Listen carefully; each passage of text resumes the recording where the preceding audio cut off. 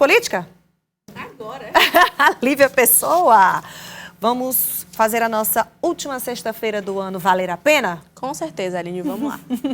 Trazendo os assuntos do dia. E certamente um dos assuntos que tem pairado aí nas rodas de conversa sobre política, sobre economia, é o corte das emendas parlamentares em Brasília e aí repercutir no Brasil inteiro. Exatamente, Aline, acho que não é mais nem um assunto esquentado, é um assunto que está efervescendo ali toda a política nacional. Agora já está acontecendo ali uma discussão em torno desse assunto. O ministro Flávio Dino terá às 20 horas uma reunião para definir de fato se será ou não bloqueada essas emendas parlamentares. Será desbloqueadas, né? Porque bloqueadas já estão. Mas até o momento era uma decisão unânime de que não seriam desbloqueadas. Mas conversei ali com alguns interlocutores de Brasília que afirmaram que agora, às 20 horas, logo após o nosso jornal, infelizmente, será ali um novo momento para conversar sobre esse assunto. Infelizmente para nós que não vamos dar a notícia. Infelizmente para nós que não vamos dar a notícia, que já vai ter acabado o jornal. Mas segunda-feira nós traremos. E conversei hoje com o deputado federal Júlio Arcoverde e também presidente da Comissão do Orçamento Misto no Congresso Nacional sobre esse assunto. Como que isso impacta a política nacional e como que isso impacta essa relação do judiciário com o executivo e com o legislativo nacional. Deputado, existe toda essa movimentação em relação às emendas parlamentares, o ministro Flávio Dino vem colocando alguns obstáculos em relação a isso. Qual a expectativa do Congresso, principalmente da comissão, sobre isso? Olha, primeiro isso afetou muito o andamento da comissão. A gente não votou o orçamento, até porque está faltando algumas regras claras em relação a isso. E as aprovações dos ajustes fiscais do governo, que aconteceram já na última semana de trabalho do Congresso. Agora fomos surpreendidos com mais um bloqueio das emendas de comissão, mas a gente está esperando. Eu acho que a Procuradoria da Câmara já respondeu tudo que o ministro Flávio Dino queria saber, questionou, e esperamos que ele consiga liberar essas emendas, porque foram emendas bloqueadas, até já pagas para a Prefeitura. Está ocasionando um problema muito sério para aqueles prefeitos, principalmente aqueles prefeitos que vão largar o mandato para fechar suas contas. E por mais que seja uma decisão judiciária, também existe todo um impacto político. Você acredita que repercute, inclusive para 2026, nessa relação do Lula? Sim, eu acredito que, na minha opinião, o governo está preocupado com essa questão da liberação, porque, afinal de contas, até o líder do governo assinaram lá, os 17 líderes, contando com os líderes da base do governo, assinaram. Então, eu acredito que o presidente também ontem já conversou com o presidente Arthur Lira e está preocupado com essa questão das emendas, porque afeta todos os municípios brasileiros, não só os municípios médios, grandes, principalmente os pequenos municípios que precisam dessas emendas de bancada para custear o serviço de saúde. Esse bloqueio, né, nas emendas reflete, aliás, são várias reflexões, são várias camadas que a gente poderia aqui comentar, mas reflete muito essa falta de diálogo, de interlocução entre o executivo e o legislativo. E aí acaba que tem muita gente que acredita que é o judiciário que está comandando, que está governando com esse tipo de atitude. É uma queda de braço, Aline, e infelizmente agrega ali todo o equilíbrio de forças dos poderes do nosso país, porque vem inclusive essa ala democrática de ter, né, português de Portugal, de ter esses três nichos, ter o poder executivo, o legislativo e o judiciário, que fazem esse balanço de poderes no país. Então, quando há esse peso maior para um lado, existem muitas críticas que pairam em cima disso. O que a gente pode perceber a partir de agora é que existe uma fiscalização maior, principalmente no rateio desse dinheiro. A ideia, pelo menos, a justificativa colocada... No rastreio, na verdade. Isso, né? Mas ser mais rastreável. E isso. Aí é que está essa decisão do STF, a justificativa, né, do ministro Flávio Dino é exatamente a falta de transparência. Exato, por isso que foi requerido por diversas autoridades, inclusive pelo próprio ministro Flávio Dino, esse número de documentos que comprovassem ali quais seriam os destinos para aquelas emendas, que refletem diretamente para os municípios piauienses, na verdade os municípios do Brasil, mas no caso que estamos falando com o deputado Júlio Arcoverde, é em referência aos municípios piauienses. Então interfere, inclusive numa base eleitoral para os próximos anos. Então tudo isso está sendo discutido e deve ter a definição no dia de hoje. Após isso, conversei também com o deputado, ele falou que, ao que tudo indica, hoje deva ter ali essa confirmação, né, sobre tudo isso. Virar o ano, quem sabe... Olha, ontem mesmo eu fiz uma viagem anterior com o senador Ciro e que... Virar o ano, quem sabe, com uma notícia mais amena, né, para dar uma melhorada nos ânimos. Agora sim, a gente vai ouvir novamente o deputado federal Júlio Arcoverde, porque a gente falou também sobre a possibilidade da união de partidos, uma federação para 2026. Vamos ouvi-lo. Olha, ontem mesmo eu fiz uma viagem anterior com o senador Ciro e questionei sobre essa situação. Ele me disse que teve uma conversa muito boa com os presidentes do Republicano, do União Brasil, e que acredita que até final de fevereiro e março a gente está dando andamento nessa federação. Seria a união do Progressista, Republicano e União Brasil. Tornaria o partido com uma maior federação lá da Câmara, com 160 parlamentares. E isso começou com apenas uma especulação, né? Agora já é real.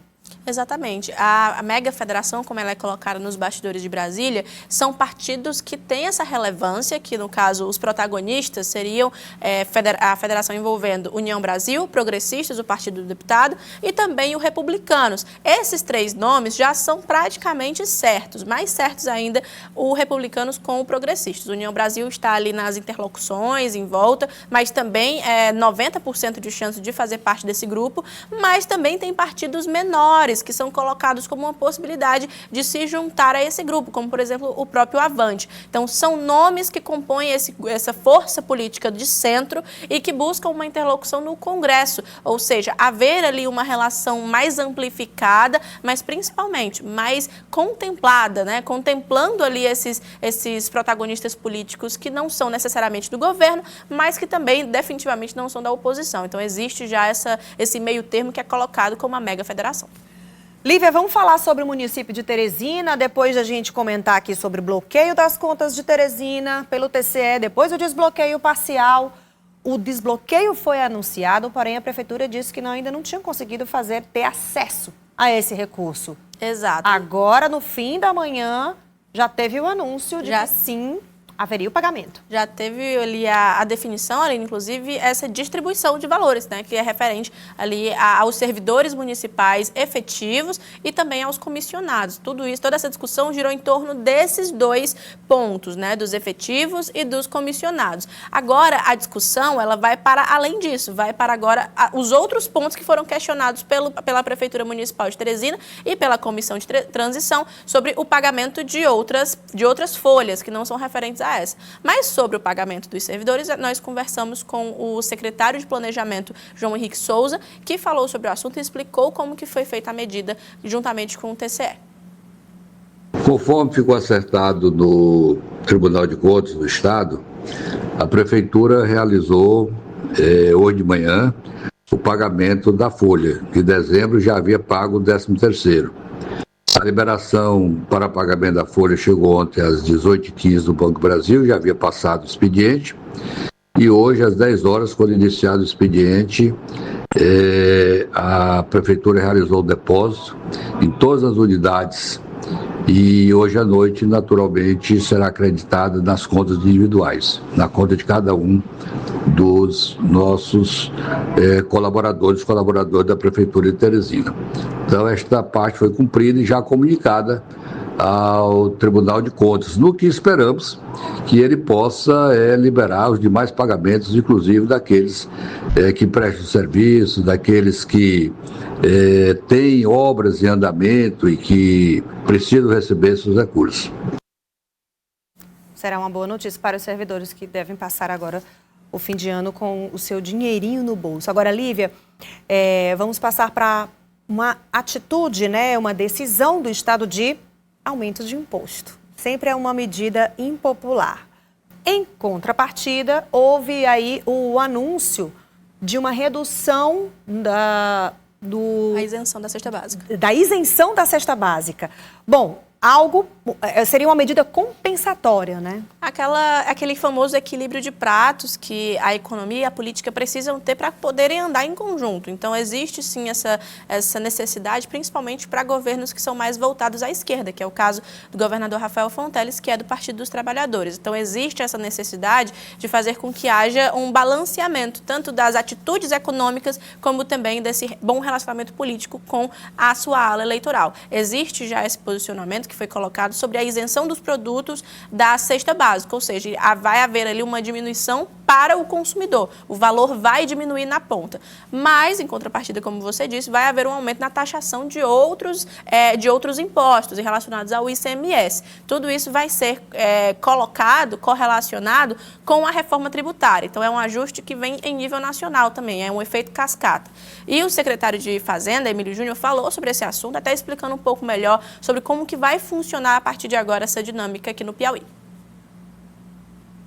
Em primeiro lugar, os produtos da cesta básica, que hoje está com a alíquota de 7%, passarão a ser 0%. Então, em resumo, você hoje tem um custo tributário da ordem de 7% e agora, a partir provavelmente de abril, você não vai mais ter esse custo. Então, esperamos que os empresários e tudo possam repassar isso para a questão do consumidor, até porque o Estado está diminuindo esse custo, pensando em fazer com que a população mais vulnerável do país possa ser atingida por essa redução de um preço mais barato. O secretário também comentou qual o impacto para as contas públicas e os ajustes que o governo já fez, buscando não perder o potencial de investimento ao longo dos anos, incluindo gestões posteriores às de Rafael. Pela estimativa que nós fizemos, em torno de 45 milhões de reais, entendeu? É a questão desse impacto que o Estado está fazendo dessa redução da cesta básica. O texto da reforma, ele está dizendo que os estados, nos próximos 49 anos, eles receberão pela média de arrecadação dos seus estados do ano de 2019 a 2026. Então, o que é que o governador entendeu? E nós entendemos e concordamos. Se a gente aumenta essa alíquota, né, é lógico, por exemplo, você não vai fazer com que os vulneráveis, as pessoas mais que trabalham com a cesta básica, sejam penalizados porque serão zerados.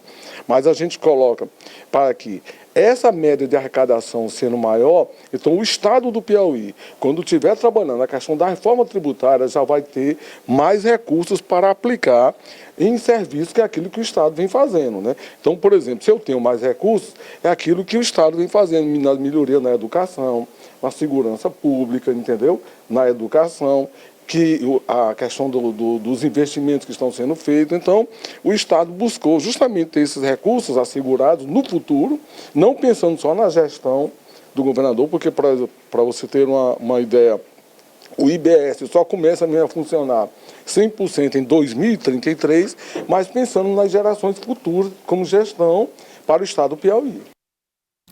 Lívia, para encerrar sua participação aqui, quero falar de um ponto turístico que pertence à sua cidade, porque eu não quero brigas por aqui. Parnaíba. Exatamente, Aline. Não poderia estar contra você nesse posicionamento. Lagoa do Portinho, que pertence a Parnaíba, zona rural ali da cidade do litoral, e que contempla ali alguns outros municípios adjacentes, mas que é de Parnaíba. Pois é, e aí foi entregue hoje, viu, o trabalho de reforma, né, de uma obra imensa, maravilhosa lá no litoral piauiense, na Lagoa do Portinho. Investimentos superiores a 6 milhões de reais, 6,7 milhões sob a responsabilidade da Secretaria do Meio Ambiente e Recursos Hídricos. É a requalificação e urbanização da Lagoa do Portinho, que promete ser um marco para o turismo aqui no Piauí. A intervenção incluiu construção de um centro de educação ambiental do litoral, salas de artesanato e salas administrativas e outras entregas importantes, né? São 3 quiosques para a sede da SEMAR, bombeiros, polícia ambiental, pavimentação em bloco intervalado, pier também, que está lindo o pier com pergolados, academia popular e playground. O governador Rafael Fonteles falou sobre essa obra. Nós teremos, sem dúvida, um equipamento que vai fortalecer muito o turismo aqui na região. E, claro, garantindo que todos aqueles permissionários que já atuam aqui com as suas atividades, especialmente na área da gastronomia, possam continuar atuando, só que num espaço muito melhor qualificado. Então, é um modelo que a gente vai implantar aqui na Lagoa do Portinho. Autorizamos também recentemente a Lagoa do Bebedouro, outro cartão postal aqui de Parnaíba, que também vai ser revitalizado, do mesmo jeito que fizemos lá no Porto dos Tatus, lá na Ilha Grande de Santa Isabel. Então, são muitas ações para potencializar essa atividade econômica tão importante, tão geradora de oportunidades, que é o turismo aqui em Parnaíba e em todo o litoral do Piauí. Parabéns aos parnaibanos e ao Piauí também, que ganha essa obra muito boa para o turismo. Obrigada, viu, Lívia? Eu que agradeço, Aline. Último sexto do ano e é um prazer estar do seu lado. Seu próximo recesso, com certeza você vai para lá. Com certeza absoluta, nem dúvidas. Até mais.